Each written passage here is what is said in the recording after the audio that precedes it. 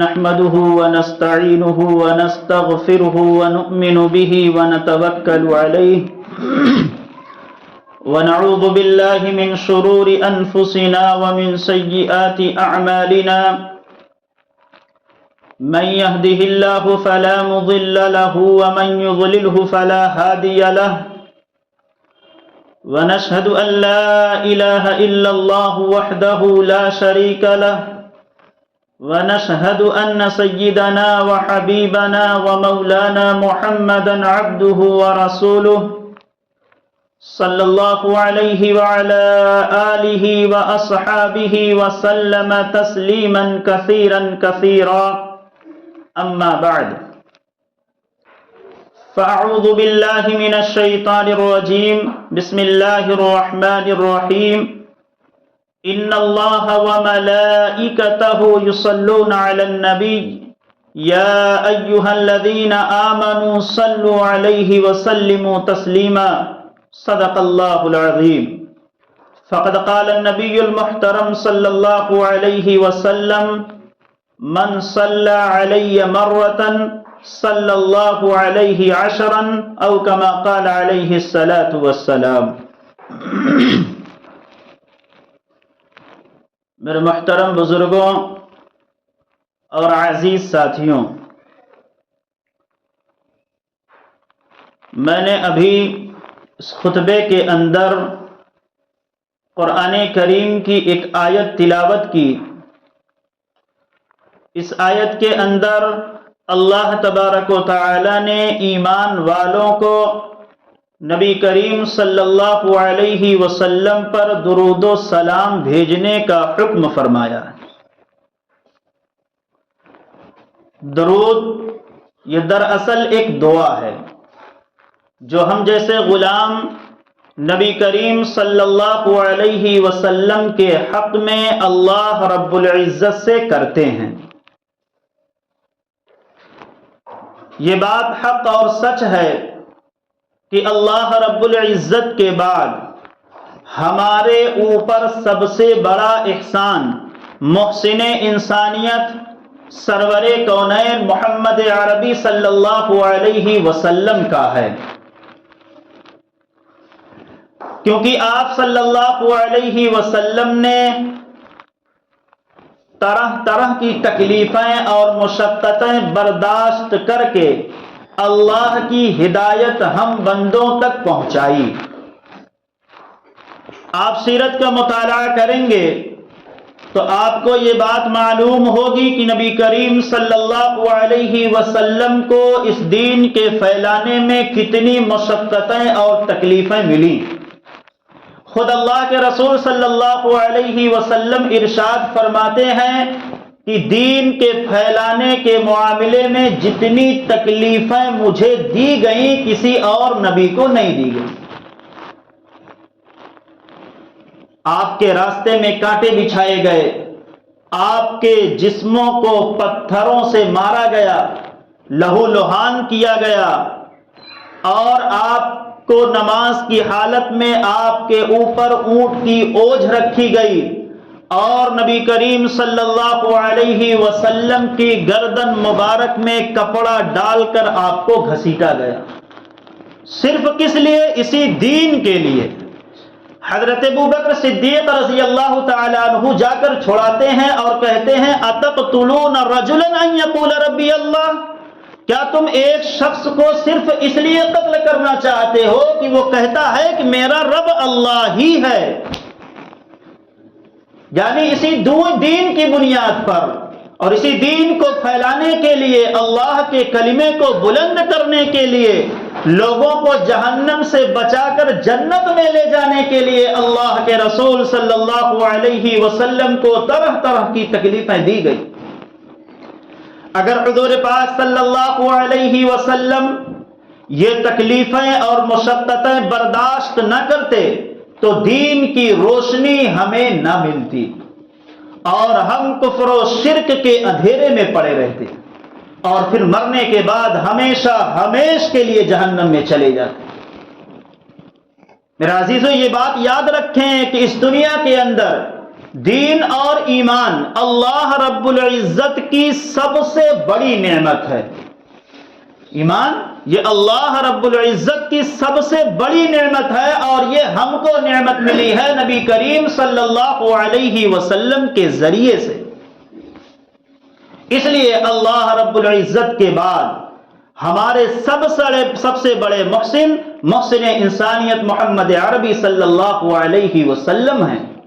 ہم ان کے احسان کا بدلہ نہیں دے سکتے، ہم ان کے لیے یہ کر سکتے ہیں کہ اللہ تعالیٰ سے ان کے لیے دعا کریں کہ اے اللہ نبی کریم صلی اللہ علیہ وسلم کو اپنی رحمتوں اور برکتوں سے نواز دیجیے۔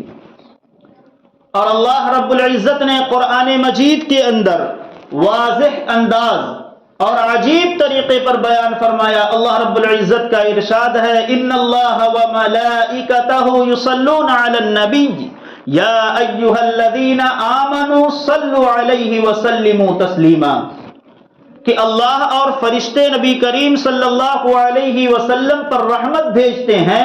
اے ایمان والوں تم بھی نبی کریم صلی اللہ علیہ وسلم پر درود و سلام بھیجو۔ اس آیت کے اندر اللہ تبارک و تعالی نے سب سے پہلے یہ بیان کیا کہ اللہ رب العزت خود نبی کا اکرام و اعزاز فرماتے ہیں اور ان کے ساتھ رحمت و شفقت کا معاملہ کرتے ہیں، اور ان کے فرشتے بھی نبی کریم صلی اللہ علیہ وسلم کی تعظیم اور تکریم کرتے ہیں اور ان کے لیے رحمت کی دعائیں کرتے ہیں اللہ رب العزت سے۔ اس کے بعد پھر اللہ تعالیٰ نے ہم ایمان والوں کو حکم دیا کہ تم بھی نبی کریم صلی اللہ علیہ وسلم پر درود و سلام بھیجو، اور یہ ایسا حکم اللہ تعالیٰ نے دیا ہے جو اللہ تعالیٰ کے خصوصیت کے ساتھ محبوب ہے اور فرشتوں کا مشغلہ ہے۔ اس لیے ہم ایمان والوں کو بھی چاہیے کہ نبی کریم صلی اللہ علیہ وسلم پر کثرت سے درود بھیجیں۔ درود شریف کے متعلق نبی کریم صلی اللہ علیہ وسلم کے بے شمار ارشادات ہیں۔ خود اللہ کے رسول صلی اللہ علیہ وسلم کا ارشاد مبارک ہے، حضرت انس بن مالک رضی اللہ تعالی عنہ راوی ہیں، وہ فرماتے ہیں کہ اللہ کے رسول صلی اللہ علیہ وسلم نے فرمایا کہ جو شخص مجھ پر ایک مرتبہ درود بھیجتا ہے اللہ تعالیٰ اس پر 10 رحمتیں نازل فرماتے ہیں، اور اس کے 10 گناہ معاف کر دیے جاتے ہیں، اور اس کے 10 درجات بلند کیے جاتے ہیں۔ صرف ایک مرتبہ درود شریف پڑھنے کی یہ برکت ہے کہ اللہ اس کے 10 گناہوں کو مٹا دیتے ہیں، اللہ کی 10 رحمتیں نازل ہوتی ہیں اور اس کے 10 درجات بلند کر دیے جاتے ہیں۔ اسی طریقے سے ایک دوسری حدیث ہے حضرت عبداللہ ابن مسعود رضی اللہ تعالی عنہ کی، وہ فرماتے ہیں کہ اللہ کے رسول صلی اللہ علیہ وسلم نے فرمایا کہ کل قیامت کے دن مجھ سے سب سے زیادہ قریب وہ شخص ہوگا جو مجھ پر درود بھیجنے والا ہو۔ بتائیے کون مسلمان ایسا ہے جو اللہ کے رسول کا قرب حاصل نہیں کرنا چاہتا، جو یہ نہیں چاہتا کہ اللہ کے رسول صلی اللہ علیہ وسلم کے قدموں میں جگہ مل جائے۔ اللہ کے رسول صلی اللہ علیہ وسلم کا قرب حاصل کرنے کے لیے، ان کی معیت حاصل کرنے کے لیے، ان کے قدموں میں جگہ پانے کے لیے خود نبی کریم صلی اللہ علیہ وسلم نے بڑا ہی آسان نسخہ بیان فرمایا کہ کل قیامت کے دن مجھ سے زیادہ قریب وہ شخص ہوگا جو مجھ پر درود بھیجنے والا۔ اسی طریقے سے میرے عزیزوں جمعہ کے دن کے بارے میں بھی اللہ کے رسول صلی اللہ علیہ وسلم نے درود شریف کے متعلق فضائل بیان فرمائے۔ اللہ کے رسول صلی اللہ علیہ وسلم نے فرمایا کہ جو شخص جمعہ کے دن کثرت سے مجھ پر درود بھیجتا ہے فرشتے اس درود کو میرے سامنے پیش کرتے ہیں۔ یعنی جو بندہ اللہ کے رسول پر درود بھیجتا ہے فرشتے نام بنام لے جا کر پیش کرتے ہیں کہ فلاں شخص فلاں بستی کا رہنے والا فلاں آدمی نے آپ پر درود و سلام بھیجا ہے۔ اسی طریقے سے ایک دوسری حدیث ہے، اللہ کے رسول نے فرمایا کہ جو جمعہ کے دن اور رات میں کثرت سے درود شریف پڑھتا ہے، مجھ پر درود بھیجتا ہے، تو کل قیامت کے دن میں اس کی شفاعت کروں گا۔ یہ اللہ کے رسول کے ارشادات ہیں درود شریف کے فضائل میں۔ ہمیں چاہیے کہ ہم کم سے کم اگر روزانہ نہیں پڑھ سکتے تو کم سے کم جمعہ کے دن اللہ کے رسول صلی اللہ علیہ وسلم پر درود ضرور بھیجیں۔ اور نہ بھیجنے والوں پر اللہ کے رسول صلی اللہ علیہ وسلم کی وعید بھی ہے۔ ایک حدیث کے اندر ہے کہ اللہ کے رسول صلی اللہ علیہ وسلم نے ارشاد فرمایا کہ اس شخص کی ناک خاک آلود ہو جائے، وہ شخص ہلاک و برباد ہو جائے کہ جس کے سامنے میرا نام آئے اور وہ مجھ پر درود نہ بھیجے۔ یہ بد دعا ہے حضرت جبرائیل علیہ السلام کی، اور پھر اللہ کے رسول نے اس پر آمین بھی کہی ہے۔ یعنی جب کہیں نبی کریم صلی اللہ علیہ وسلم کا نام لیا جائے تو درود شریف کا پڑھنا واجب ہے۔ اگر ایک ہی مجلس میں کئی بار لیا جائے تو فقہا کہتے ہیں کہ ایک مرتبہ کا پڑھنا واجب ہے اور ہر مرتبہ پڑھنا مستحب ہے۔ میں تو کہتا ہوں کہ ہمیں ہر بار پڑھنا چاہیے۔ ہم دیکھیں کہ ہمیں جس سے محبت ہوتی ہے، کسی سے اگر ادنا محبت ہو تو ہم اس کا نام کتنی بار لیتے ہیں، اور نام لینے میں مزہ بھی آتا ہے، لیکن وہ ذات جو خود اللہ رب العزت کو محبوب ہے اور مسلمانوں کی سب سے محبوب ترین ذات ہے، اور جس سے ہم محبت کا دعویٰ کرتے ہیں، اس کے نام لینے میں اور اس پر درود بھیجنے میں ہم بخل کریں؟ ایک حدیث کے اندر اللہ کے رسول نے ایسے شخص کو بخیل کہا ہے کہ جو اللہ کے رسول کا نام سنے اور اللہ کے رسول پر درود نہ بھیجے۔ اللہ کے رسول کا نام تو بار بار لینا چاہیے، چلتے پھرتے اللہ کے رسول پر درود شریف پڑھنا چاہیے، بھیجنا چاہیے۔ اور سب سے افضل ترین درود شریف درود ابراہیمی۔ حدیث شریف میں ہے، حضرت عبداللہ بن مسعود رضی اللہ تعالیٰ عنہ فرماتے ہیں کہ ایک مرتبہ میں حضرت سعد بن عبادہ رضی اللہ تعالیٰ عنہ کے گھر پر تشریف فرما تھا کہ نبی کریم صلی اللہ علیہ وسلم تشریف لے آئے، اور بشیر ابن سعد نے نبی کریم صلی اللہ علیہ وسلم سے پوچھا کہ اے اللہ کے رسول صلی اللہ علیہ وسلم، اللہ تعالیٰ نے آپ پر درود بھیجنے کا حکم دیا ہے، ہم آپ پر درود کیسے بھیجیں؟ اللہ کے رسول صلی اللہ علیہ وسلم تھوڑی دیر خاموش رہے، اس کے بعد پھر فرمایا قولوا اللہم صلی علی محمد وعلی آل محمد۔ پوری درود ابراہیمی اللہ کے رسول صلی اللہ علیہ وسلم نے بتائی اور بتایا کہ سب سے بہترین درود ہے۔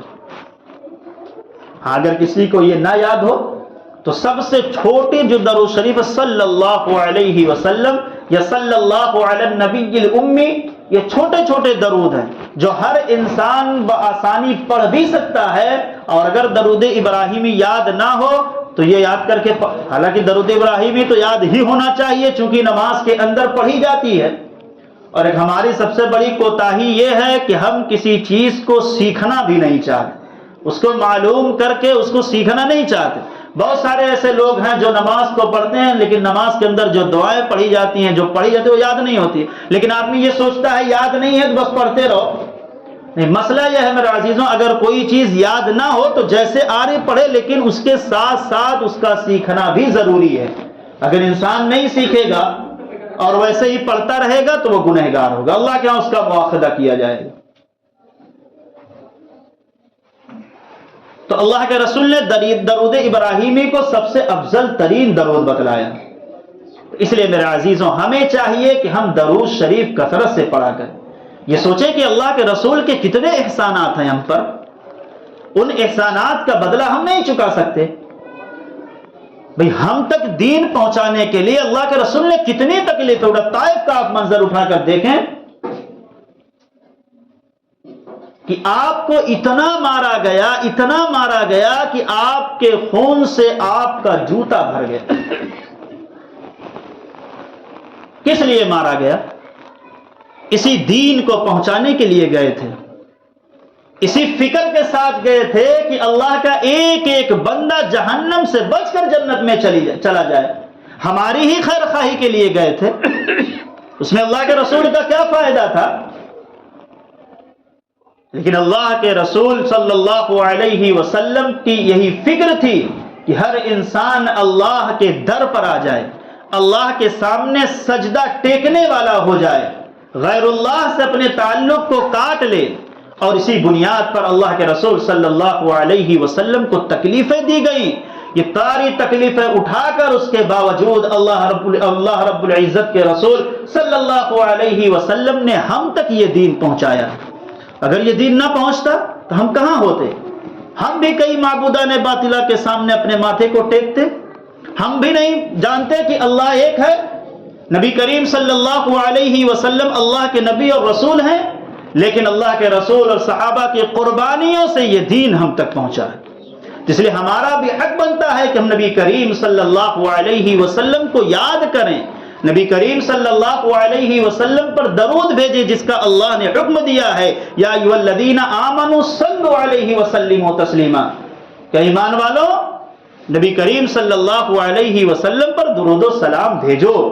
اور اللہ کے رسول نے بھی فضائل بیان کی، جو ایک مرتبہ صرف درود بھیجتا ہے اللہ تعالیٰ کی 10 رحمتیں اس کے اوپر نازل ہوتی ہیں، اس کے 10 گناہ معاف کر دیے جاتے ہیں اور 10 درجات بلند کر دی ایک مرتبہ صرف درود شریف پڑھنے پر.